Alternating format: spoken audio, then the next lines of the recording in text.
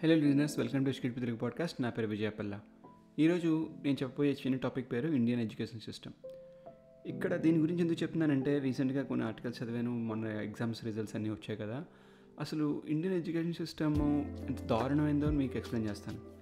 ప్రతి పేరెంటు వాళ్ళ అబ్బాయి ఆర్ అమ్మాయి ఐఐటి ఐఎమ్స్లోకి వెళ్ళిపోవాలని ప్లాన్. ఓవరాల్గా ఎండ్ గోల్ అంటే అదే.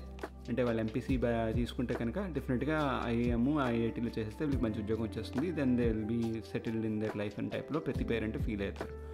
ఇది లాస్ట్ అంటే మన పేరెంట్స్ జనరేషన్ వరకు ఉండింది ఇది. ఇప్పుడు అది మారాలని నా ఉద్దేశం. ఈ పాడ్కాస్ట్ యొక్క మెయిన్ ఉద్దేశం కూడా అదే. అది ఎందుకు మారాలి అంటే, మన స్టాటిస్టిక్స్ ప్రకారం అయితే ఐఐఎమ్స్కి అప్లై చేసే వాళ్ళల్లో 2,50,000 మంది ఐఐఎంకి అప్లై చేస్తున్నారు. కానీ అందులో సెలెక్ట్ అయ్యేది ప్రతి కోర్స్కి 250 మంది. అంటే 0.1% ఈజ్ ద సక్సెస్ రేట్ అందులోకి వెళ్ళాలంటే. ఇప్పుడు ఇలాంటి ర్యాట్ రేస్లోకి మన పిల్లల్ని ఎంతో స్ట్రెస్ఫుల్గా వాళ్ళని రెడీ చేసి తయారు చేసుకుంటూ మనం తీసుకెళ్ళాలి. ఫస్ట్ థింగ్ ఏంటంటే, మనం ఫెయిల్యూర్ని ఇంట్రడ్యూస్ చేయం. పేరెంట్గా మన కిడ్స్కి ఫెయిల్యూర్ అనేది పరిచయం చేయాలి. మనం ఏంటంటే అన్నీ అమలుపరిచి వాళ్ళకి అన్ని అట్టుపండు అన్నీ ఒలిచిపెట్టి వాళ్ళకి అన్ని జ్యూసులు తీసి వాళ్ళకి అన్నీ ఇచ్చేస్తే వాళ్ళు ఏదో చేసేస్తారు. వాళ్ళు చివరికి ఫెయిల్ అయిపోయారు అనుకుందాం. ఎగ్జాంపుల్, వాళ్ళు క్లియర్ చేయలేదు ఐఎం ఆర్ ఐఐటి, వెంటనే పిల్లల్ని పడిపోతాం. నువ్వు సరిగ్గా చదవలేదు, ఆ రోజు నీకు ఒంట్లో బాగాలేదు, ఆ ముందు రోజు నువ్వు సరిగ్గా తినలేదు, ఇవేవో చెప్పుకుంటాం రీజన్స్ అవన్నీ. బట్ ది థింగ్ ఏంటంటే, వాళ్ళు ఫెయిల్ అయిపోయారు అనేది ఒకటి. దాన్ని మనం ఒక క్రిటిసైజ్ చేస్తాం కిడ్స్ని. సరే, బ్యాకప్ అనేది ప్లాన్ చేయం. బ్యాకప్ ఏం ప్లాన్ చేయం మనం? ఇప్పుడు ఐఎం ఐఐటీ తోపు అనుకుంటాం. దానికన్నా చాలామంది మంచి యూనివర్సిటీలు ఇండియాలో చాలా ఉన్నాయి. ఐఐఎం ఇండియాలో మేబీ టాప్ 1లో అవ్వచ్చు, కానీ అదే ఐఐఎంలో వేరే ఢిల్లీ తీసుకుంటే అది టాప్ 50లో ప్రపంచంలో ఎక్కడో ఉంది. ఓకే, ఇండియాలో టాప్ 1 అనేది ప్రపంచంలో ఎక్కడో ఉంది. కొన్ని అయితే అసలు ఈ టాప్ 100లో కూడా లేవు. ఐ థింక్ 1 or 2 ఉన్నాయి టాప్ 100లో. మిగిలినవన్నీ మోర్ దాన్ 100 వేరే యూనివర్సిటీస్ అక్రాస్ ద వరల్డ్ మన ఎగ్జాంపుల్స్ తీసుకుంటే. ఆ తర్వాత మళ్ళీ స్టాటిస్టిక్స్లోకి వెళ్తే, ఈ ఐఎం ఐటీలో చేసిన వాళ్ళు ఉద్యోగాలు వస్తాయా అంటే క్యాంపస్ ఇంటర్వ్యూలో వెరీ ఫ్యూ. 100% ప్లేస్మెంట్ అనేది లేదు. అండ్ వచ్చిన వాళ్ళందరికీ సరిగ్గా ఉద్యోగాలు జీతాలు అన్నీ ఉన్నాయా అంటే వెరీ ఫ్యూ. అంటే చెప్పాను కదా, I think 13% of the people are getting placed immediately. మిగిలిన వాళ్ళందరికీ కూడా చాలా కష్టపడే వాళ్ళు కూడా నార్మల్గా ఎనీ ఇంజనీరింగ్ గ్రాడ్యుయేట్ ఎలాగైతే కష్టపడుతున్నాడో అలానే. ద ఓన్లీ గుడ్ థింగ్ ఏంటంటే, నార్మల్ ఇంజనీరింగ్ గ్రాడ్యుయేట్ కన్నా ఐఐటీకి సేమ్ ఇంటర్వ్యూకి వెళ్తే దే విల్ ప్రిఫర్ ఐఐటీ, అంతే. ఆ ఒక్క డిఫరెన్సే. దానివల్ల మళ్ళీ వీడు కూడా జాయిన్ అయ్యేదా 3 లక్షల ఉద్యోగంలోనే. ఎందుకు? వీడు పే చేసింది ఎంత పెర్ ఇయర్? ఈ నార్మల్ ఇంజనీరింగ్ కాలేజ్లో చదివిన వాడు ఇంజనీరింగ్ అవ్వడానికి మహా అయితే 15 లక్షలు 10 లక్షలు అవుతుంది ఓవరాల్గా 4 ఏళ్లలో. కానీ ఈ ఐఐఎంలకు వెళ్ళే వాళ్ళు వాళ్ళ కోర్స్ కంప్లీట్ చేయడానికి 60 నుంచి 75 లక్షల పైన అవుతుంది. 60 లక్షలు వాళ్ళ ఫీజే. దాని తర్వాత ఇంకో 15 లక్షలు వాళ్ళ హాస్టల్ అని వాళ్ళ అక్కడ ఖర్చులని చూసుకుంటే 75 లక్షల దాకా అవుతుంది. నువ్వు 75 లక్షలు ఖర్చు పెట్టింది నీకు జస్ట్ 10 లక్షలు ఏడాది ఉద్యోగం రావడానిక? సో మనం ఏంటంటే యాజ్ అ పేరెంట్గా గైడ్ చేయడంలో, అంటే మన పేరెంట్స్ ఇలా చేశారు కదా మనకి, మనం కూడా ఇలాగే చేద్దామనే ఆలోచనలో ఉంటే కనుక ప్లీజ్ మార్చుకోండి. మీ కిడ్స్కి ఇప్పుడు ఉన్న సొసైటీ ప్రకారం, ఇప్పుడున్న మనకి ఉన్న ఫెసిలిటీస్ ప్రకారము, స్టార్టప్స్ ఏవైతే కల్చర్ అయితే ఉందో మనకి, we want our kids to build something. Okay, ప్రపంచానికి ఏదో కొత్తగా పరిచయం చేయాలని వాళ్ళకి అవగాహన అవకాశం ఏదైనా ఉంటే కనుక చేయనివ్వండి. Don't let them just go to these interviews and give interviews and స్టార్టప్లు పెట్టనివ్వకుండా చేయడం, అది మాత్రం ఆలోచించుకోకండి. అండ్ ఇంకొకటి ఏంటంటే, ప్రతిసారి కూడా ఈ ఎడ్యుకేషన్ అనేసరికి ర్యాట్ రేస్లో ఉంటుంది. అంటే మనం ఒక ఎగ్జామ్ రాసామనుకోండి, 100 మంది రాస్తున్నారు ఎగ్జామ్, అందులో 100 ర్యాంకులకి అవకాశం ఉంది. కానీ we always wanted to be top 1. తప్పు లేదు, టాప్ 1 ఉండాలని తప్పు లేదు. అది నీ ప్యాషన్ అయితే నువ్వు నిజంగా టాప్ 1 ఉండాలని కూడా తప్పు లేదు. కానీ అది చదివేది ఏదో నువ్వు నీ పేరెంట్ కోసమో, లేకపోతే మీ అన్నయ్య కోసమో, లేకపోతే మీ అక్క కోసమో, ఇంట్లో ఫ్యామిలీ కోసమో చదువుతున్నావు అనుకుంటే you have to think about it again. లేదు, నేను పెద్ద కొడుకుని, నేనే ఇదంతా చేయాలి అంటే అంతే. కొన్నిసార్లు తప్పవు అవి. ఫ్యామిలీ కోసం we have to compromise, we have to do it, అంతే. సో నీకు ఫస్ట్ సెకండ్ తప్పితే ఇంకో ఆప్షన్ లేదు. అందులో ఓసీ అయితే మరీను ఇది వేరే సిస్టమ్ అదంతా.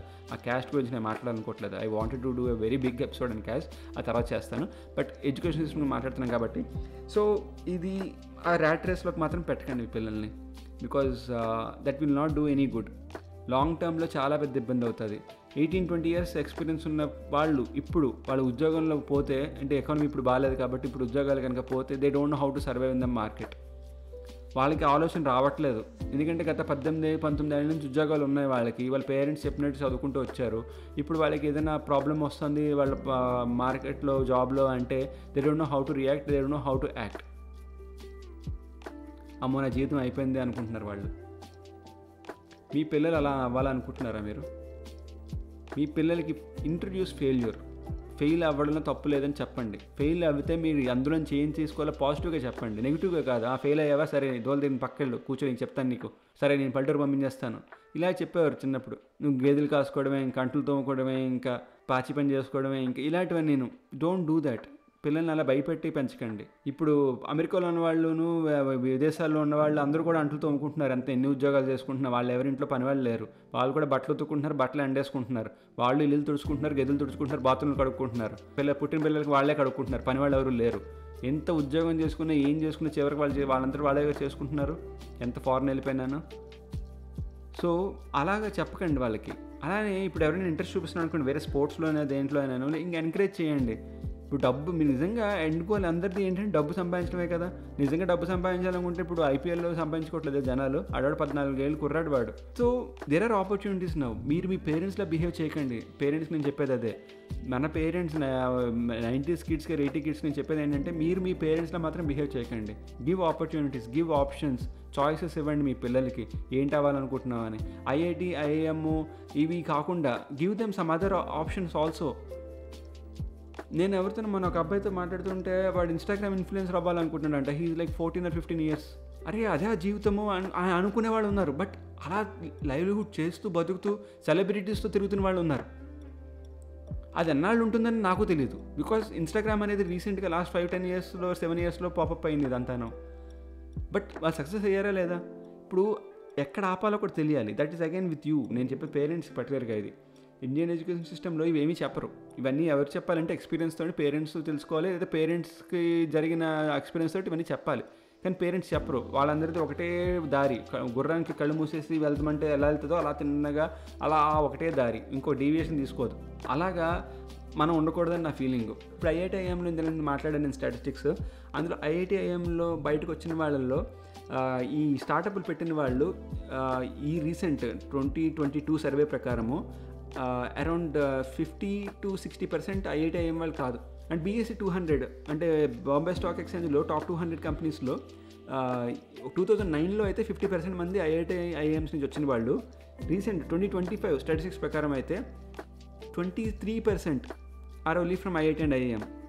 రీసెంట్ స్టాటిస్టిక్స్ ప్రకారం అంటే సగానికి సగం పడిపోయారు ఐఐటిఐఎం నుంచి. దాని గురించి అంత ఫోకస్ పెట్టి నిజంగా మీరు 70 లక్షలు ఇచ్చి మీ పిల్లల్ని చదివించి 10 లక్షలు 15 లక్షల ఉద్యోగం కోసం మళ్ళీ ఐఐటిఐఎంకి వెళ్ళాక తోపు అవ్వాలనుకుంటారు. మళ్ళీ అక్కడ కూడా వెళ్ళాక 1 crore శాలరీ అనుకుంటారు. ఇప్పుడు ఎకానమీ బ్యాడ్ అయితే ఫస్ట్ తీస్తుంది 1 crore వాడిని. మళ్ళీ వాడికి తెలియదు ఎలా ఫెయిల్యూర్ని ఎలాగ ఫేస్ చేయాలనేది. వాడికి తెలిసిందల్లా ఏంటంటే సక్సెస్. మా డాడీ నాకు సక్సెస్ గురించి చెప్పాడు, నేను ఎప్పుడు టాప్ 1లో ఉన్నాను. బట్ ఒకసారి కింద పడిన తర్వాత లేవడం తెలియదు వాళ్ళకి. ఎవడు లేస్తాడు తెలుసా? ఎవరికైతే చిన్నప్పటి నుంచి అది తెలుసో వాడు లేస్తాడు పైకి. ఆ ఫెయిల్యూర్ని ఎవడైతే ముందు చూసాడో, నేను ఒకసారి పడ్డాను ఇలాగా, తర్వాత ఏం చేశాను, లేచాను. ఎలా లేచాను? ధీటుగా లేచాను. అలా లేస్తాడు వాడు. ఎప్పుడు పడని వాడు ఒకసారి పడ్డాడు అనుకో, వాడికి ఏం చేయాలి తెలియదు. పడ్డానా, సరే పడుకోవాలి అయితే ఇప్పుడు నేను, లేస్తే మళ్ళీ ఎవడన్నా కొడతాడేమో, సరే కాసేపు పడుకుందాం. పడుకుంటాడు వాడు. ఎప్పుడు లేవాలో తెలియదు, ఎందుకంటే ముందు ఎప్పుడు లేచింది లేదు. సో ఇండియన్ ఎడ్యుకేషన్ సిస్టంలో నన్ను అడిగితే, నేను కనుక ఎడ్యుకేషన్ మినిస్టర్ అయితే నేను ఇమీడియట్గా 2 things చేస్తాను. ఒకటి, ఈ స్టార్టప్ కల్చరు ఇలాంటి వేరే వెర్షన్ ఆఫ్ కిడ్స్కి, అంటే వేరే వెర్షన్ ఆఫ్ కిడ్స్ అంటే నా ఉద్దేశంలో ఎవరికైతే చదువు అనేది పెద్దగా ఇంట్రెస్ట్ లేదు, టాప్ ర్యాంక్స్లో ఉండాలని ఇంట్రెస్ట్ లేదు, వాళ్ళకి వేరే వర్క్ స్ట్రీమ్ అనేది నేను క్రియేట్ చేయడానికి ట్రై చేస్తాను. వాళ్ళని ఎక్కడెక్కడ ఎక్స్ప్లోర్ చేయాలి, ఎక్కడ వాళ్ళలో ఉన్న టాలెంట్ని బయటకు తీసుకురావాలి అనేది ఒకటి కేటగిరీ. సెకండ్ కేటగిరీ నేను చేసేది ఫైనాన్సెస్. ఇంతమంది ఇప్పుడు ఇన్స్టాగ్రామ్ ఇన్ఫ్లుయెన్స్ గురించి మాట్లాడుకున్నాం మనం.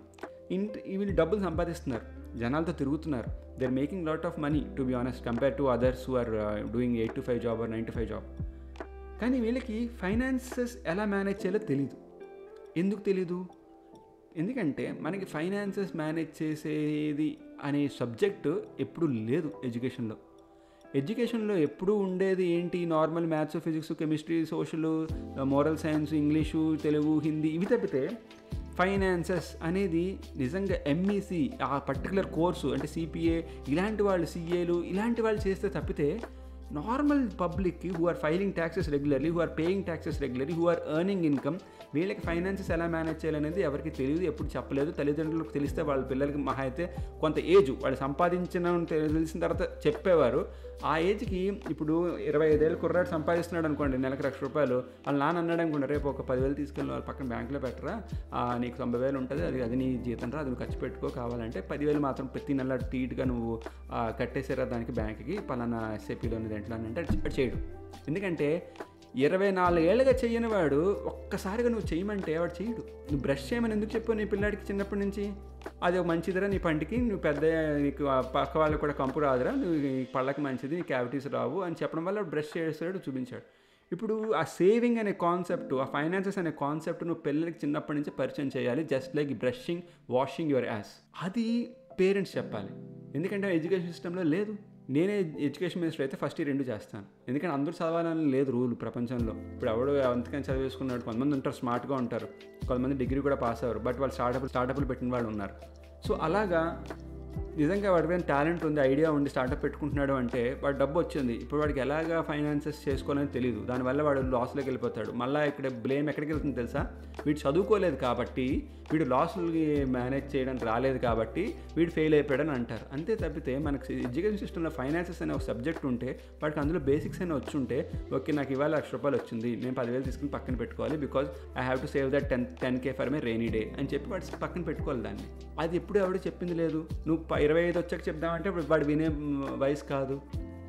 అందుకే చిన్నప్పటి నుంచి అది రావాలి. So these are my 2 changes in education system. ఇప్పుడు ర్యాట్ రేస్ అంటారా, మార్కులు అంటారా, ర్యాంకులు అంటారా, వేరే వేరే కోచింగ్ సెంటర్లు అంటారా, బతకడానికి చెప్తున్నాను కదా, 1,00,000 ఉన్నాయి, డబ్బులు చేసుకోవడానికి 1,00,000 ఉన్నాయి. అది మంచిదా చెడ్డదా, స్ట్రెస్ఫుల్లా లేకపోతే పీస్ఫుల్గా ఉంటుందా అనేది it depends on the individual. కొంతమంది స్ట్రెస్సే హ్యాండిల్ చేయగలుగుతారు, నార్మల్ లైఫ్ ఉంటే నచ్చదు వాళ్ళకి. కొంతమంది నార్మల్ లైఫే హ్యాండిల్ చేయగలుగుతారు, స్ట్రెస్ ఉంటే ఏమీ చేయరు వాళ్ళు. అందుకే it always depends on the individual. మీకేం కావాలో మీరు చూస్ చేసుకోవాలి. బట్ నాకు తెలిసినందుకు ప్రతి వాడు చూస్ చేసుకోవాల్సిన 2 టాపిక్స్ అయితే, ఒకటి ప్లాన్ బి ఆఫ్ ఎడ్యుకేషన్, నాకు ఇది రాకపోతే నెక్స్ట్ నాది ఏంటి అనేది వాడికి ఒక అవగాహన ఉండాలి.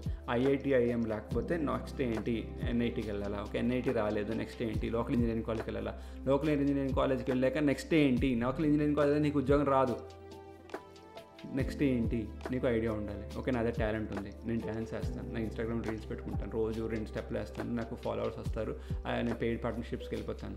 ఇప్పుడు చేయట్లేదు జనం, చాలామంది చేస్తున్నారు అలాగా. ప్రతి లాంగ్వేజ్లో ఉన్నాడు, తెలుగులో కూడా ఉన్నాడు, ఈ తమిళ్లో రకరకాల, అసలు ఇండియా అంతా ఉన్నారు, దేశం అంతా ఉన్నారు, ప్రపంచం అంతా ఉన్నారు, వాళ్ళు డబ్బులు చేసుకుంటున్నారు. వాళ్ళకి ఇప్పుడు కావాల్సింది ఫైనాన్సెస్ ఎలాగే మేనేజ్ చేసుకోవాలి. ఇప్పుడు నేను ఇవాళ చెప్పాను కదా, 1,00,000 సంపాదించాను, how do I save it. So ఇది నేను మేజర్గా చెప్పాలనుకున్న పాయింట్. ఇప్పుడు పేరెంట్స్ ఎవరైతే ఉన్నారో, ఈ జనరేషన్ పేరెంట్స్ నేను అనేది, అంటే 90s 80s కిడ్స్ వాళ్ళు ఇప్పుడు పేరెంట్స్ అయ్యారు కాబట్టి I want them to follow these things. మీ పిల్లల లైఫ్ గురించి, వాళ్ళ గురించి, మీరు ఏదైతే స్ట్రెస్ని భరించారో, మీ పేరెంట్స్ ఎలా అయితే మిమ్మల్ని ట్రీట్ చేస్తారో, ప్లీజ్ మీరు అలా మీ పిల్లల్ని ట్రీట్ చేయకూడదు అనేదే నా మెయిన్ ఎయిమ్. సో మీరు మీ ఫ్రెండ్స్కి ఇది ఫార్వర్డ్ చేయండి. అలానే మీ ఫ్రెండ్స్ ఎవరైనా ఆల్రెడీ పేరెంట్స్ అయి ఉంటే వాళ్ళు కూడా ఫార్వర్డ్ చేయండి.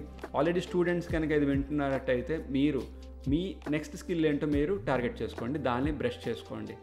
ఏదో ఒక స్కిల్ కావాలి లైఫ్లో. అరే నా దగ్గర ఏముందో నాకు తెలియదురా, how do identify my skill అంటే I have to do another podcast about it, because నన్ను రీసెంట్గా ఒక అతను అడిగాడు, I don't know what my talent is. So దాని గురించి నేను మళ్ళీ ఇంకో పాడ్కాస్ట్ చేస్తాను. అప్పటిదాకా